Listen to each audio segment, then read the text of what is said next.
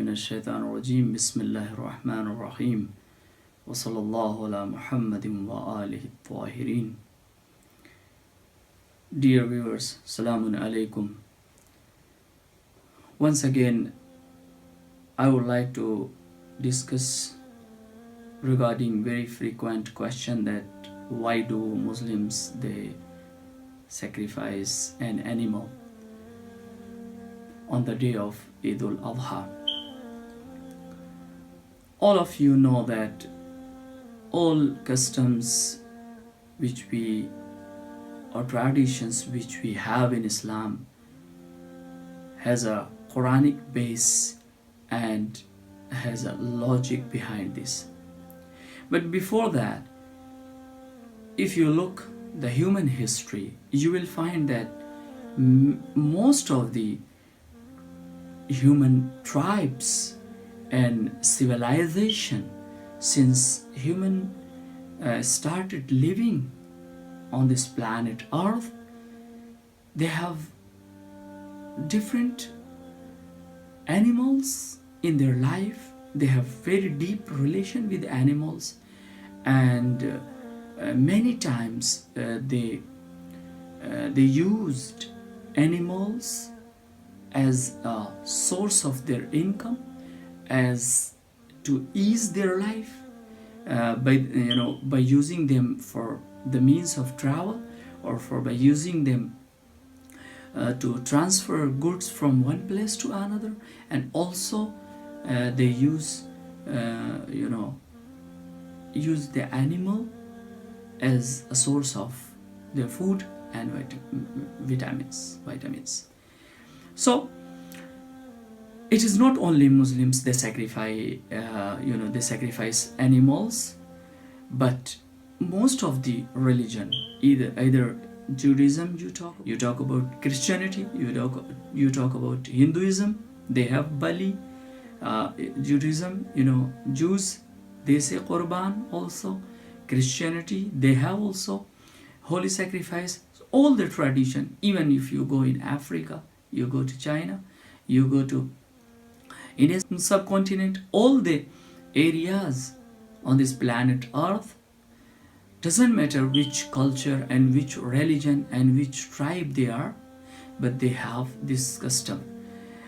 So if we talk a little bit about Islam and about this tradition of sacrificing an animal, how it started in Islam, we know that when Prophet Ibrahim alayhi salam, he, by the command of God, after his sacrifices, Allah subhanahu wa ta'ala, he said to Ibrahim alayhi salam that I'm going to give you a child, and in the age of around 90.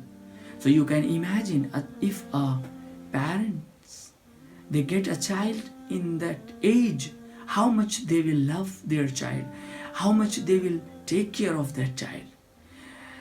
When normally in our day-to-day life, when we see that a couple parents they get child after 10 years of their marriage or 15 years of their marriage, they have lots of love. They show their love and attention to their child, and they try to give all the facilities they could reach to them. They provide for their child. Now you imagine a person who has reached to the age of 90 and he gets a child. So of course that child will be very, very important and loving in their family. Prophet Ibrahim alayhi salam, when he got this child and this son, Prophet Ismail alayhi salam, when he reached to the age of around 13 to 14, like a teenage, and very close to reach to the puberty, a young man, loving, strong, dashing, handsome. Now you imagine a father receives a command that, oh Ibrahim, what loving thing you have near you, can you sacrifice in the way of Allah? Of course. This is the test. This is the test for a believer, for a servant, for his master. So Allah subhanahu wa ta'ala wanted to test Ibrahim alayhi salam, and he came out with success in his test. And he said, oh God, yes, if you want to sacrifice in the way, in your way, what is the beloved one, what is the most important near me, I am ready to sacrifice. And when he did this sacrifice and he passed his exam and his aim, Allah subhanahu wa ta'ala, he said that now I will keep alive this custom of Ibrahim. And now Muslims every year, in the memory and remembrance of the act of Prophet Ibrahim, they slaughter an animal. But there are another reason also of having this tradition, or behind this tradition. If you see another verse from chapter Hajj, verse number 37, where Allah subhanahu wa ta'ala is saying, Bismillahir Rahmanir Rahim, لَن يَنَالَ اللَّهَ لُحُومُهَا وَلَا دِمَاؤُهَا وَلَكِنْ يَنَالُهُ التَّقْوَى مِنْكُمْ. Allah subhanahu wa ta'ala is saying that there does not reach Allah their flesh nor their blood, but to him is acceptable the guarding your fear or your devotion to Allah, or your taqwa, your piety, your pureness to Allah subhanahu wa ta'ala. So Allah wants to test us with this sacrifice. Now you have spent a particular amount of money on that animal. Okay, you have to sacrifice. Or an animal which you love or you like, and you have in your house for a few days. Now you have to sacrifice. But this sacrifice, don't think that anything is going to reach to Allah. No. Allah does not want any material things from you. Allah does not want any meat and blood from this animal. What Allah wants? Your intention, your niyat, your submission, your devotion to your master, to your Lord. And that is why.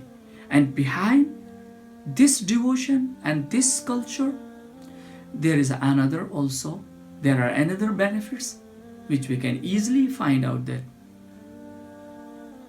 many groups, many people in society, they have hardly a good food. So this custom, this culture provides a needy person at least once or twice a year. They can have a good food. They can celebrate, with other people a day of joy, and they can have a happy life. But if you say that why you are killing an animal, this is an barbaric tradition, or this is not good, this is against humanity.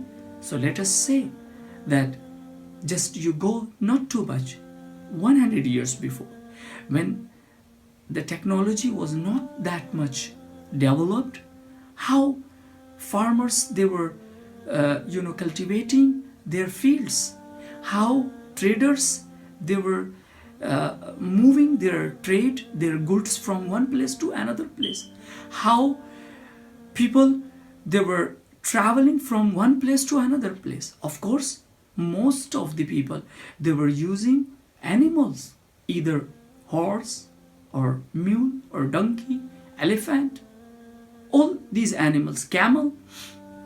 Even today we call camel a sheep of desert.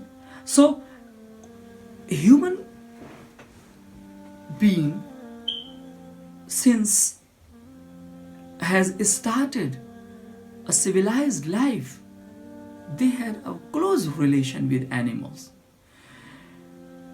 So animals are like other things which we use in our day-to-day life. They have also a creation in this world, or Allah subhanahu wa ta'ala created for them for our benefit. So they are just like other means of life. They are also just like an object, just like an thing. They are in this earth, on this planet earth. They are living to give benefit to us, so we have to take benefit from them. But this is sometimes if you say, okay, using them as a means to bring or to carry your goods from one place to another place, this is a good thing. Or using them as a right, as a travel mean, that is a good thing. But if you kill them as a food, use them as a food, that is bad. So this is not logical thing. Why? Because if you talk like this, then we have to kill all the beasts, all the animals. Their food is other animals. So you have to kill them. You have to kill all lions. We have to kill all tiger and cheetah, hyena. Why? Because they consume animals. They cannot survive without eating animals. So this shows there is a balance in nature. Like if I give you an example of elephant, scientists, they say if an elephant who becomes adult after 30 years and they are capable to give birth at least maximum 6 babies in their life. So doctors, they say, scientists, they say, if all their progenies, they remain, make sure after 1 million years, none of the creature on this planet earth be able to live. Why? Because everywhere will be surrounded by elephants. So while they have very slow growth rate, they have very slow birth rate, but even if they remain alive, none of the other creature be able to live. And if you see the same way, if you see the birth rate of a snail or crab, they give one crab lays 20 million eggs at a time. And if all crabs, they remain alive, within 1 year, none of the creature under the water in an ocean be able to live, because everywhere will be crabs. So nature, God has created this nature. It can make a balance easily. Other side, if you see dogs and pig, they give birth 9 to 10 to 11, 12. But their population is not that much if you see the population of goat and sheep. So if they give more birth, why their population is not that much? Because they die soon. Only 1% cub remains alive out of 3 or 4 in lion, and same with cheetah, and that is why they have very less number. But if you go kill all the cheetah, what would happen? Whole the jungle system and its ecosystem will be disturbed, and none of the animal, they will survive. So this is the system of this universe. This is very nonsense talk that why you are using them animals as a source of food, or as a protein source, or like that. No, we have to use them. They have been created for us. This is not that you feel. Yes, if you talk about their importance according to Islam, we are not supposed to kill an ant without any purpose, without any reason. Yes, even the same animal, Islam says if you want to slaughter them, your knife will be very sharp. You should not bring another animal while you are slaughtering. You have to give water before slaughtering the animal. You should not hit them. You should not cut their leg before. Like, these are the conditions of slaughtering animal. Throat and jugular veins. It is not like that you just cut the throat and jugular vein, remain safe, and then blood circulation is going, and then animal will get more pain.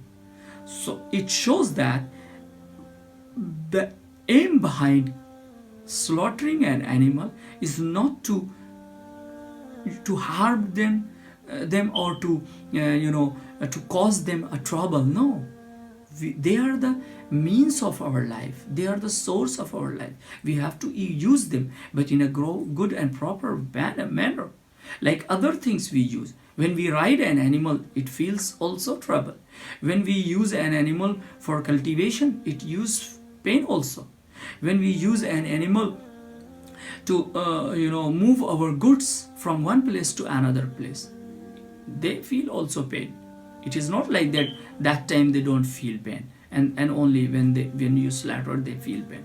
So overall, we can say that the aim behind sacrificing an animal in Islam is just because to show your devotion to God by giving your wealthy and your valuable thing in the way of Allah, and by that thing a group of society people, they can also get benefit, and they can also have for a while, of course for a while, but they can have a good life, or they can have a good food for them also. So it is not that when we are sacrificing an animal, we should look that, oh, I have slaughtered a very big animal and expensive, and no. Allah says in the Holy Quran in Surah al-Hajj that, like, لَن يَنَالَ اللَّهَ لُحُومُهَا وَلَا دِمَاؤُهَا وَلَكِنْ يَنَالُهُ التَّقْوَى مِنْكُمْ. Allah does not need the food, the flesh and meat, blood of that animal, but Allah wants piety, sacrifice, devotion, submission from you, because He needs nothing. He has everything. He is a complete. So God does not need the flesh and the meat of the animal. God wants that how much devotion and how much submission do you have towards God, you have to show. So this is a good tradition we practice, and we remember the sacrifice of Ibrahim, who was ready to sacrifice his son in the way of Allah, and that is very, very amazing and tremendous thing, that how a person can sacrifice his own child, and the child who got in the age of 90, and the child is now grown up and strong and healthy, just for the sake of Allah and just to show his submission. This is a good thing, and that's why Allah wanted to remain this tradition and give us message that if in your life, if you reach to a level or to a point that where Allah asks you that, or you sacrifice your precious things, your valuable things in the way of Allah, don't hesitate, you have to sacrifice. And this is the behind. There are so many reasons and logic behind this, but because of the short of time, I am just ending my words with this thing, that if we see the aim behind this tradition and aim behind sacrificing this animal or these animals on the day of al-Adha, you can realize that what is the main aim and why we are doing this thing. Still, there are so many things we can find out with this holy culture and tradition of Eid al-Adha and Eid al-Hajj for our day-to-day life. Assalamu alaikum wa rahmatullahi wa barakatuh.